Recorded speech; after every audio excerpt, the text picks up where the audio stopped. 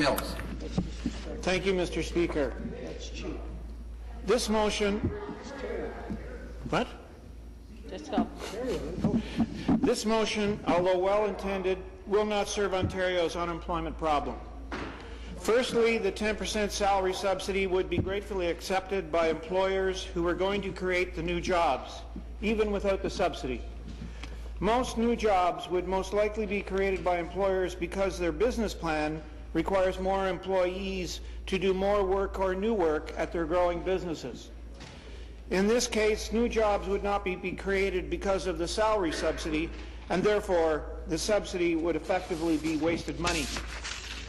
Secondly, in the case where the 10% salary subsidy causes a new job to be created and the subsidy ends after 1 year, there is a high risk that many of these very tenuous jobs will end when the subsidy ends. Again, the subsidy will effectively be wasted money. What this motion calls for is corporate welfare. Neither government nor private sector businesses should be in the business of corporate welfare.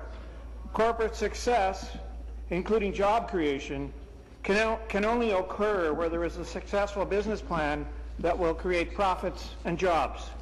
The best way for government to help the private sector create jobs is to reduce red tape, reduce energy prices, and provide a competitive rate of taxation.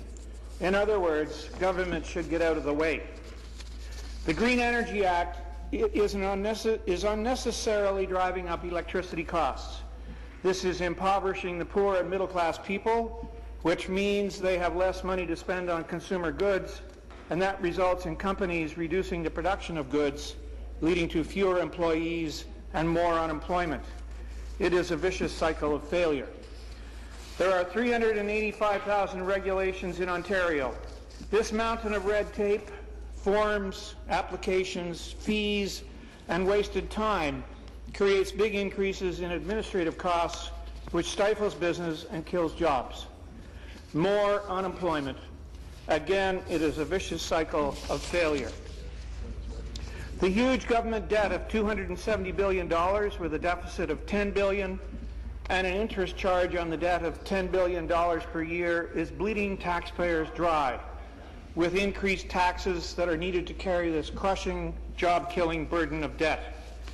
The government needs to get its financial house in order to demonstrate to potential job-creating businesses that the government understands that only when government reduces the size and cost of government and passes on the savings to businesses and taxpayers will businesses be incentivized to invest in Ontario and create jobs.